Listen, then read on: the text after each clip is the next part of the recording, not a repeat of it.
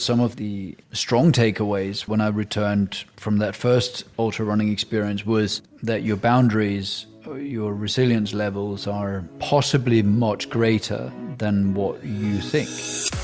Hello and welcome to Run the Business, the weekly podcast that explores the place where running and leadership come together. We'll find out how running can help us with leading, managing people, and generally being better in business. We'll also try and answer that question, do runners make better leaders? I'm Anthony Gay, and today I'm joined by the CEO of Commodity. He's a leadership strategist, a talent advisor, a trusted headhunter, an expert on company culture and high-performance leadership. He's also an ultra runner who's already explored the relationship between running and business. So a perfect guest for this podcast. Jakob Bloch, welcome to Run the Business. Thank you very much. I'm very much looking forward to getting into this. And how are you today, first of all? Very good. I have a recipe for how to start my day. I'm sure we will get into that. Unsurprisingly, running features in that recipe, as well as a couple of other things which I hope your listeners will maybe find beneficial to adopt themselves. And when did you last go running then? That's a good question to start with. Was it this morning? Yes. And tell us a little bit about that run. Where'd you go? What part of the world are you in to begin with? I am in the South Downs in Hampshire, UK, and I would tend to do two types of running in the mornings. Most of the time, I will just do laps around a local lake, and it's a switch-off mechanism. It's like a more elaborate running track, if you like, and I would tend to go very early. And the second option is a hill nearby. It's called Butser Hill, for those that are familiar with the surroundings. Quite a few ultra races go through Butser Hill, and I will just do hill reps there. And the downside is that it involves a short car journey to get to the foot of the hill. Both runs will sort of range between 45 minutes and 90 minutes in duration. Tell us a little bit about Commodity and your role in that business and as CEO of that business. Commodity is essentially a niche headhunting business. So, as the name would suggest, we specialize in the field of commodities, raw materials, the energy space, and very much the energy transition as is taking place. We work with firms all over the world. We have a business in Switzerland. We've up until very recently had an office in Houston. We have an office out in Singapore. And my role, whilst I'm a CEO, first and foremost, I'm a hands-on headhunter. I work closely with the leaders of some pretty interesting companies in the jurisdictions mentioned earlier. Commodities is a lot of things. It's metals, it's agriculture, but it's also, coffee, cotton, cocoa. And these commodities are traded, they're shipped, they are risk managed, they are produced, they're bought and sold. And that requires talented people, and that's where we become relevant. It's a business that's been going since late 70s, and it's a business that I've been involved in for many years, and I was involved in a management buyout or a couple of management buyouts of the business during that time. And today, so I'm sitting here as a CEO, but as I said, still remain pretty hands-on involved in the quest for finding hard-to-find talent in the space. And when did running enter your life? When did you first consider yourself a runner? It was, a proper imposter syndrome, really, because it came about. I've really historically not been a runner. I've enjoyed sports, just not running. And I got injured playing football, which incidentally is not my sport either, but maybe hence the injury. And that was in 2015. I injured my ankle. It was cartilage damage, and I had an ankle arthroscopy. And that required me to be non-load bearing for maybe 8 weeks or so. So lots of time to reflect on what to do when one is able to walk again, and probably an unhealthy amount of time spent on YouTube. And that was when I saw the race Marathon Des Sables. Mm-hmm. And I thought it was fascinating for many reasons. Fascinating because the people that I noticed taking part didn't, to me, seem like extraordinarily different to me. Mm-hmm. When you heard them speak or when you look at them. And I guess that's where the first appeal for that race, when you're informed that it's very much a head race, as many of these ultras are, I kind of got a bit hooked. But maybe it was a mini midlife crisis. Who knows? Maybe it just felt like give me a bit of a name. So the imposter syndrome comment, I guess, is born out of the fact that A, I wasn't a runner. B, I was injured to the point that I was not allowed to walk, and I was sitting looking at what's fondly known as the toughest foot race on the planet. I'm not too sure about that label, to be honest, but clearly you need to rock up on the start line with a good level of running expertise. Yeah. And it kind of gave me a bit of a name, and I signed up, and it gave me 18 months to prepare. And then one day, Marathon Des Sables, they wrote to me and said, "Oh, we've had some cancellations. Did I fancy shortening the 18 months to 6 months?" And at that point, I'd never actually experienced the sensation of passing 26.2 miles. But I said yes. I thought, I will just have to shorten everything, and probably fundamentally being quite an impatient person anyway. So it worked to shorten the prep time.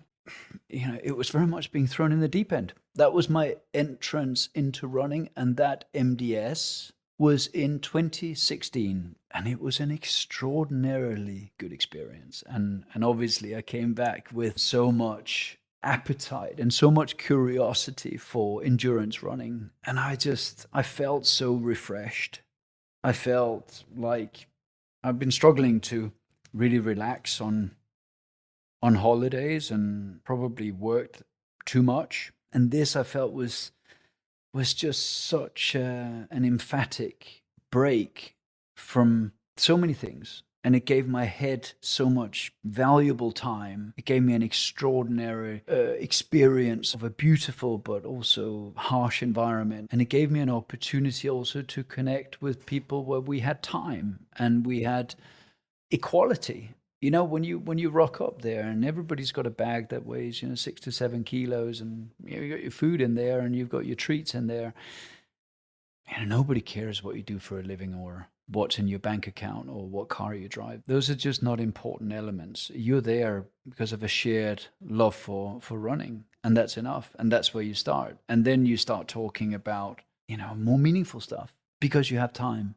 And that's just some of the facets that made me feel this is something that I need to look at in a much more meaningful way. It's given me something, and I need to figure out what that is, and whether that's something that's consistent with others, whether it's something that can be, bottled and shared, and whether it's something that actually is a thing in terms of taking performance from that environment and making it work in a work environment, leadership capacity, business environment. And I'm sure our listeners are aware of MDS, but if anybody sort of isn't, it is this legendary foot race across the desert. That experience for you, the sand, how did you feel? Where did it get? And in terms of the low points that you must have experienced, how did you combat those during that race? I think you do need to be fit. I know it sounds pretty basic, but I don't think you need to have the mad fitness that maybe you think you need.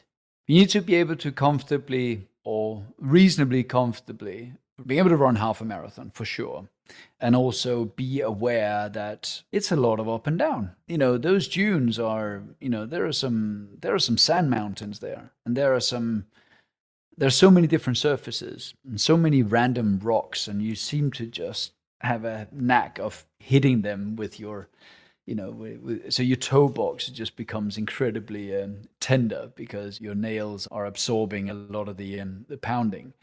There's a lot about that race that's down to logistics. You've got to look after yourself and your well-being for 6 days, and all they give you is water and shelter. And here, shelter is pretty basic. It's a carpet raised on a couple of stilts. So you get the full experience of sandstorms and just sand everywhere. And the ability to keep your luggage as light as possible just gives you Well, it's part of the race for starters, but it makes it fun. It makes it fun to, you can prepare for it, you can test, and you also need to make some decisions on what your treats are going to be, because you can't have it all. And there are, zero just in case kind of items. One of my treats that I never used, interestingly enough, was an iPod Shuffle. To give you an idea how much I appreciated the alone time, the solitude, the sound of my own footsteps in the sand, and the sound of Sahara.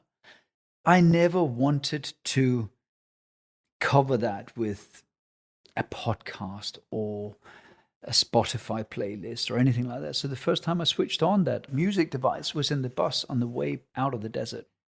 So big takeaways is really the people extraordinary, the environment extraordinary. The structure of the race, you've got to cover 250 odd kilometers over the 6 days. And day 4 is always considered the long day. So the purpose here is that they want you to experience running through Sahara in the middle of the night. And Sahara is really hot in the daytime, as you know. At nighttime, it gets close to zero. So it makes your packing even more complex. But running through Sahara in the middle of the night and seeing the Milky Way complete with zero light pollution, and you can look in any direction and there is no one. That for me, it gives me goosebumps just talking to you about it here. And this is what, 6 years ago? So it's knowing how to, or putting yourself in that kind of harm's way to really harvest, stuff from both camps, both the highs and the lows, because you learn so much more about yourself, and you can take that into so many other aspects of your life. Whether it's not just leadership. I've gone down that avenue to kind of legitimize writing about this on LinkedIn. Yes, it has to have a business angle, but I just feel you can take it to so many other aspects of your life, whether you're a parent or a friend or boyfriend, girlfriend. I just feel that, I'm just a better version of myself when I run. And that was one of my questions. Would you consider that experience pivotal in your life, and it changed who you are without getting too heavy? It sounds like it did. Oh, it categorically did. I felt I returned a different person. I felt I returned with something that sort of was a eureka moment, thinking I have to examine this deeper. I actually ended up running with a colleague, had the complete opposite effect on him. I don't think he's run since. Okay. And I went on to, I wouldn't say compete, but taking it pretty seriously and running over 30 ultras since, and some of them high profile. You came back, and I kind of want to understand how then the work that you did and the exploration that continued after that pivotal moment into the relationship between running and leadership. Tell us about how that came about and how you started that. I decided to make contact with some experts in the sector that are looking very much at psychometrics, are looking at personality profiling. And that was when I came across Thomas International. And obviously I'm aware of many of these tools due to my day job of picking people, testing people. And, personality tests are pretty common in my world. So I asked Thomas International if they would be interested in taking part, and obviously making available business psychologists, making their platform available, help actually build a test kit. If I could go out and recruit the cohort, which would be leaders who were partial to either ultra running or at least long distance running. And I found about 47, and they applied this assessment called High Potential Trait Indicator, or HPTI, which is measuring 6 personality traits. They deem that these 6 personality traits are predictive of success in workplace and in terms of leadership skills. And that's what we did. So those are your scoring in conscientious, in adjusting, in curious, in risk, in ambiguity, and in competitiveness. And I'll try and attach a few more words to each section, and also give you an idea how the scoring came out against your general population. Should we dive into that right now? And I think it's fascinating, because this is sort of evidence around, many gut feels of this space and, Yeah. emotional sort of reactions to the subject. So it would be amazing to dig a bit deeper into what you found. So it's all scored against, as you said, the average cross-section of the population. So then we've overlaid that with our runners scoring. And if we start with conscientiousness, people who score highly in that section are likely to be focused on goals and how to reach them. So those with high scores here felt that running helped them relieve stress, and it was showing a proactive approach to stress management. They scored 47%. So, in fact, the average cross-section is 20 across the board, okay? So you've got to measure these numbers against 20. The second piece is, how do you score an adjustment? And adjustment means, how likely are you to be calm under pressure? And how likely are you to suffer from feelings of stress? So here, the scoring was 34% versus 20. And we have extra commentary from the psychologists that are suggesting that well-adjusted runners find that running makes them more empathetic and perhaps giving them time to understand stressful situations compared to your non-running cohort. And for me, that resonates because I wouldn't say on every run, because I think I can pick from the shelves what I'd like that run to be. Sometimes I bring with me challenges, which could be from work or it could be from my private life. And subconsciously or consciously, I can move the needle considerably on those morning runs. So I'm not surprised that other runners are finding that applying running to stressful situations is a go-to for many runners. Okay. Curiosity, runners scoring 43, they are more likely to pursue and to enjoy learning new things. They like variety. And the high scorers commented that they felt that running increased their creativity at work. And again, I cannot disagree. I find that creativity is a big part of what I get out of running. It generates ideas, and it generates very often very creative ideas. And often I will need to stop to make notes because I don't want to lose those ideas. Next to the treadmill in the gym downstairs, I have a notepad. Because when I'm in those situations, that's when things become incredibly clear to me. And then I take those ideas and that creativity and I weave that back into the rest of my working day. I mean, that's a great tip, isn't it? Because we do talk to runners who, in this space, curiosity, creativity, have those ideas. And you've taken it a step further by actually having somewhere to record those in the moment with you. And that's evidence, isn't it, that you are in a space where flow and these ideas come forth. But yeah, great tip to capture them as they happen. Absolutely. And I perhaps also feel I have a shocking memory at times. And I find it incredibly frustrating to feel that you've had this great idea and it's just, you've left it somewhere out on the trail. It will come as no surprise that there's a high score for risk approach. This cohort are proactively confronting challenging situations and difficult conversations. They score 43%. 32% of the cohort had an optimal score for ambiguity acceptance, which means that they thrive on uncertainty and complexity. In other words, clear-cut answers and solutions are not for them. Again, I feel that will resonate. Part of the attraction I feel of stepping up to a start line of an ultra on a mountain or a jungle or a desert versus your city marathon is that you really do not know what you are going to be getting. You don't know what the next multiple hours will throw at you. Now, marathons may throw different weather to what you predicted, but ultimately, you know what the route's going to be. You know what you did last year. You know what PB you've been training for, and it's tarmac. So you cannot compare it. But most ultras, they change the trail every year because you've got to keep those surprise elements. But Mother Nature normally ensures that you will get your healthy blend of surprises and highs and lows. But I think the ambiguity and accepting that, not only accepting it, but actually thriving on it, enjoying it. So if you look at that in business, it's understanding and thriving on operating in uncharted territory. being ready to be agile, being ready to be decisive, being ready to change when rules change around you or circumstances change around you or the business climate changes around you. The list goes on. The final one is competitiveness. 43% had an optimal score for competitiveness, so they enjoy positions of power, they enjoy influence, they enjoy recognition.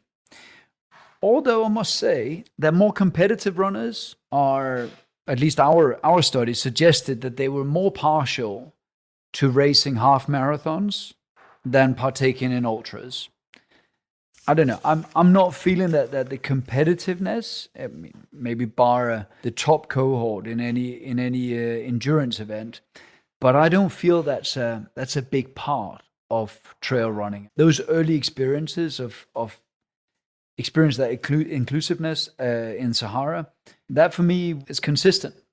And I feel when you're standing there on that start line, and you're standing next to perhaps, as I was in Costa Rica, next to some of the fastest runners in the world, but they're as curious about my world as I am about theirs. And you couldn't really replicate that in many other sports. Running is a great leveler, and trail running even more so. And just understanding these high potential trait indicators a little bit more, are they unique to this study around running and ultra running, or are these traits that Thomas International use elsewhere and they've been applied to this study?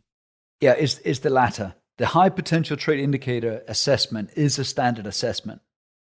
So we've not engineered questions that would sort of be runner centric. We have added to the questionnaire that there was an opportunity to contextualize some of the voting, and that has sort of helped, make our conclusions a bit richer, if you like. But ultimately, it's a standard test, which also means that they could compare it against high-performing leaders who weren't runners.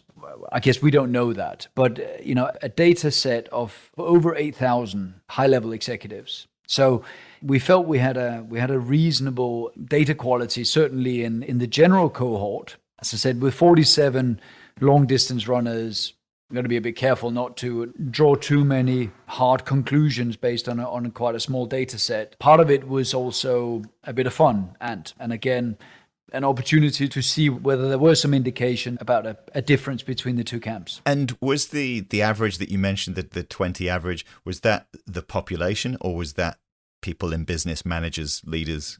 No, it is a cross-section of the working population. And when you started to see these results come in and you started to consider these, what were the takeaways that you had initially on seeing these results?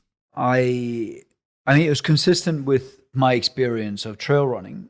I had taken a little bit of critique on the LinkedIn platform that I was merely looking to substantiate my own take on running and how it aids leadership or performance in the workplace, which was fine. I mean, I did, you start with yourself and you start with how does it make you feel. Seeing those numbers come in, I guess just sort of breaks it down a bit, because it breaks it into these 6 different aspects.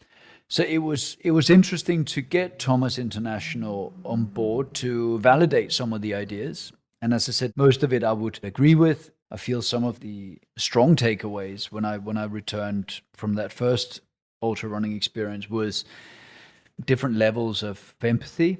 And that's a fairly critical component in leadership. But perhaps the most significant component, I feel, was understanding that your boundaries, your resilience levels are possibly much greater than what you think.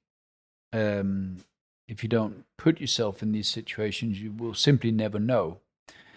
And if you put yourself in these situations and you live to tell the tale, it gives an inner strength, knowing that you've done that and you overcame what was thrown at you, and that is a very internal victory. And as you acknowledged, there's an asterisk against this. We don't want to read too much into it, but it's pointing in a certain direction. Did you before the work was done, did you get a sense of with the people, the 47 that were in this cohort, what they were like before running? Because I'm just trying to understand or consider, these leaders that obviously are scoring high on these high potential trait indicators. What part running played in taking them to that high score? Or is this something that you think was in them and they chose running as another means of a pastime, but they already had these traits in them? I mean, did you consider that? I think it's a great question, and I think that question of which one came first is always an interesting one. I think it's interesting to understand how these people would score. How would I score in 2015 versus 2018, having at that point embraced running pretty seriously, and what were what was in there perhaps anyway in terms of mindset, and what have I learned and adopted from running.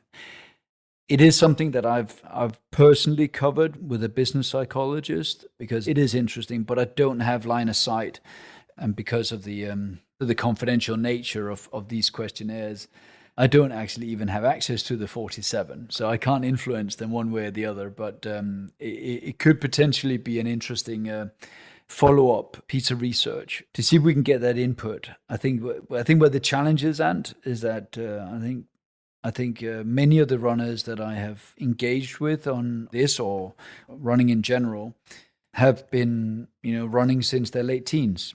I mean, I had a question in terms of, you obviously are skilled in this space and spend a lot of time in human analysis, Thomas International type work. When you saw these results, did it change the way at all in which you went about your role in recruitment and headhunting? I think it did. And whether that was the running or whether it was just maturing as a human being, I don't know. But I think more curiosity around human relations, psychology between humans, and how we think and how we act and how we develop, or some of us develop, coping mechanisms, and how you grow that keyboard of tricks that you have in your armory to manage your own mental health as well as your physical health. Because running involves injuries, and running even without injuries involves a lot of up and down, as does life in general. And I think what it has opened my mind for and curiosity for is the mental aspect of these types of pursuits and what you can learn from it, what coping mechanisms that you can derive from it or fuel from it or energize from it. And that has increased my interest and my curiosity in having conversations around that, whether it's in professional capacity or private capacity. It certainly has stimulated my interest on the back of learning more about myself. It's also increased my interest in how others navigate. It's increased my interest in relations between other people. And from a professional standpoint, that's when we start embarking on what is it that makes one group of people performing at a much higher level than another group of people, same company, seemingly same group of people. And that's that elusive secret sauce around performance cultures. And that, again, is something that I got very involved in from a professional point of view.